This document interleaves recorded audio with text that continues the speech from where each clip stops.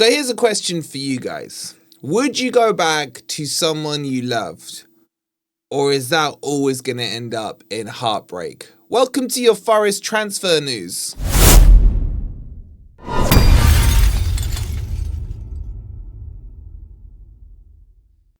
Hi guys, hope you're doing well and welcome to your latest Forest transfer news. Coming up, we're going to talk about an old flame that could be rekindled. And I may be seduced by it, I can't lie to you. We'll give you a quick update on all the players' performances during the international break. Oh, thank God this is the last week without Premier League football. Like, no more international breaks till like March or something stupid like that. And we got some news on Igor Jesus and what he's had to say about his time at Forest. So if you're enjoying the content, please don't forget to hit the like button. Make sure you're subscribed as well if you're new. Make sure you check out the sponsors of the video today. OK Jerseys. You can get your football shirts for £15. Go a size up and use code FFTV for a further 8% off. Links in the comments. All right, let's do this. Let's talk about one of my old flames, Jimmy Garner, man. Jimmy, guys, tell me in the comments, off the bat, would you take Jimmy back at Forest or not? Because Jimmy's contract is up at the end of this season, which technically means by this January, he can start talking to clubs and he could go on a free. And I liked him at Forest. I can't lie to you. The guy was good from set pieces. I thought he worked quite well with Ryan Yates. I thought that when we got promoted, although I probably would have signed him, maybe he wasn't quite ready for the Premier League. But I think over the last couple of seasons at Everton, he's actually developed well and he's looking very good. In fact, he's become quite versatile. Sean Dyche was using him at right back, for example, which he's definitely not. But anyway, that's a whole other story. But there are clubs that are sniffing around Jimmy Garner, but they may all be for no reason whatsoever, and I'll explain in a second. In fact, let's jump into a quick article here. Now, as I always say to you guys, it's the international break. Column inches need filling, you know what I'm saying? So let's take this with a pinch of salt. But while I load this article up, get in the comments, Jimmy, yes or no? Would you take Jimmy back? And this is in the Football Insider, so it is what it is. But hey, let's entertain ourselves. It is the international break. And they say, exclusive, Aston Villa and Forest make contact over James Garner deal. Yeah, okay, cool, mate.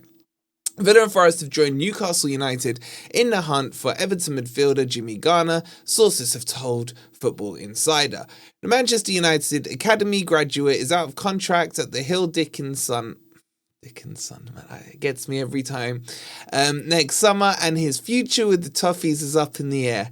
Everton, please change that sponsor name. Anyway, sources say that Villa and Forest have now registered their interest in Garner, who is 24 years old, ahead of the January transfer window. It comes after Football Insider revealed on the 12th of November that Newcastle are keeping tabs on Garner as they look to reinforce their own midfield ranks. Everton consider their option on Jimmy Garner, though. Everton reportedly have the option to extend Jimmy Garner's contract for another year at the end of the season, so this situation may not be as urgent as it seems. So why have you made it sound so urgent and wasted my time right now?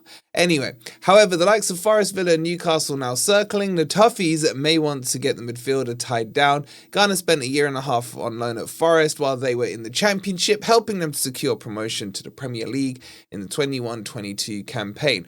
Okay, so it kind of kills itself a bit at the end, but not quite, because it sounds like he's got a +1 on his contract.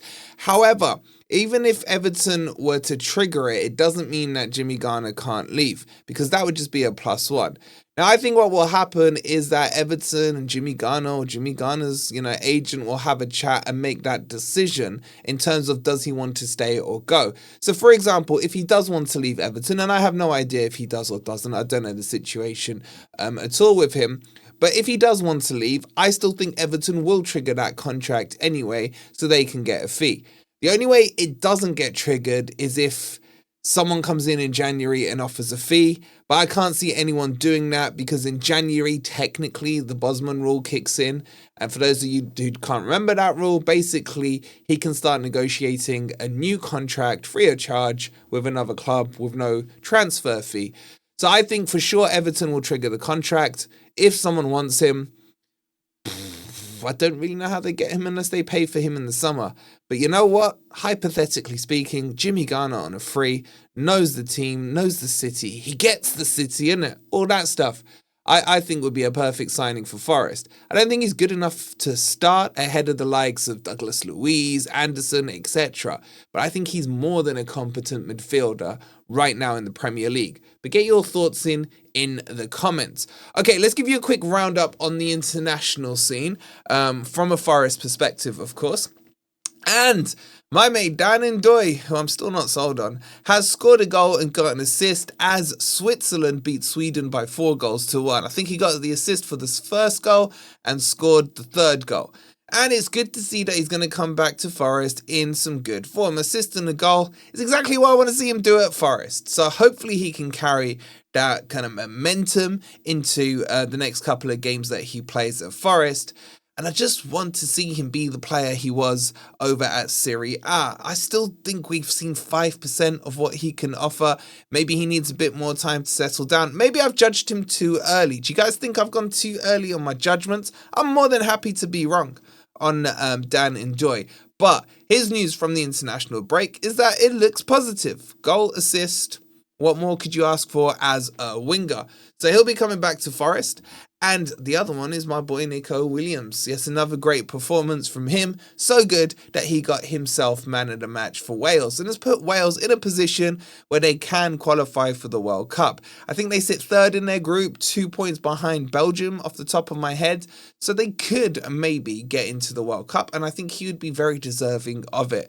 This guy's going from strength to strength, and I'm thinking of changing my strategy when it comes to talking about Neco Williams on panel shows. So if you guys start hearing me calling him crap and rubbish and overrated and everything like that, you guys know what I'm doing. I don't want other eyes on him. I'm worried that come the summer, people are going to start sniffing around for him. We saw, I think it was either Atalanta or Inter were chasing him in the last summer window, and a deal could have got done there. But right now, with how high his stock is and how good he's playing, I'm just glad he's tied down for a few years at Forest. But man of the match performance for Neco Williams as well. Now, it looks like all our other players are coming back fit and healthy, which is good to see. Anderson, of course, performing as good as always for England. And there is a debate going on between him and Adam Wharton from Crystal Palace. I don't really understand how there's a debate because Anderson is way the better player. But anyway, they should be coming back fit. But I just wanted to give you some quick news on Igor Jesus, who's had an interview as well in the off-season, in the international break.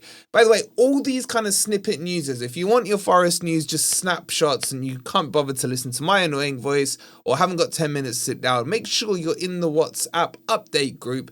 The link's in the description below, and this just gives you your snapshot Forest news. So it's not like social medias or anything where you got to scroll to find it. It's just pinpoint Forest news. So check that out. There's a good few thousand in there as well. And check out our socials as well. If you are on Insta, Twitter, TikTok, whatever other else the kids use, it's all down there in the description. Okay. So, Jesus has been talking about his footballing journey in an interview, and he's come up with some interesting little bits I just thought I'd bring to you. Did you guys know he started as a goalkeeper? Did you guys know he then became a midfielder? And did you guys know that eventually he ended up front? So, he has been talking about his time at Forest and how he felt joining Forest, and he's been quite honest about it. And to be honest, in the build-up of us signing him, we were telling you guys that he was quite torn. Shouldn't he leave where he is quite comfortable? And he says he admits that his move from Botafogo wasn't easy. He was happy in Brazil, winning titles and breaking into the national team. But the chance to play in England was too big to ignore, aka the Premier League. Now he's adapting to the pace and physicality reality of the Premier League and bracing himself for the real test, which he thinks will be the cold of the winter. You're right, mate. Everyone keeps warning him about the cold weather, he says. His story started in Cuiabá, I don't know how to pronounce that, correct me in the comments below, where he first played in goal and earned the nickname Little Frog for his crazy jumps until a scout accidentally pushed him into midfield and eventually to striker. So from Curitiba to Dubai, nearly choosing to represent the UAE to become a club legend at Botafogo and now chasing goals in the world's biggest league. He says God's plans are perfect. Playing for Brazil and in the Premier League is what's best for me. So this interview for me, it was quite a nice interview, but it also feels like someone who's starting to feel comfortable in his new surroundings. I don't think we've seen the best of Igor Jesus yet, not even close, a bit like Dan Ndoye. We've seen him do very well in the Europa League, and we've seen him starting to kind of slot in the Premier League. I think there's still a lot he needs to do, like play higher up the pitch, for example, and not come too deep. But in general, I think his start's been okay. I think he's still joint top goal scorer in the Europa League, yet to get off the mark in the Premier League, but that is surely to come. But do you guys, I mean, me and Ant have always debated it about should he play as a 10 or should he play as a 9? If you haven't seen the interview we've done with him, it's on our home screen, so check that out if you haven't. But he said to me that he is a 9 and that's the position he plays. He doesn't like to play out wide or anything like that. I'm starting to sway towards Ant, and I think he could play as a 10 because his natural tendency is to drop a bit deeper, to pick the ball up and play in the wingers and then bust his ass up into the box. But I just think he's settling in nicely, and it's good to see him so relaxed in these interviews. And that brings you up to speed with your Forest news. This international break is pretty much done and dusted. Thank God for that. Nothing again until March. So thank you for bearing with us. We've been sorting out all the technical glitches in the last couple of days, so apologies there hasn't been any videos. But we're back now on the daily grind with you guys. So please do hit the like button. Make sure you've subscribed. Go check out the sponsors, OK Jerseys. And we'll see you on the next video. Come on, you Reds.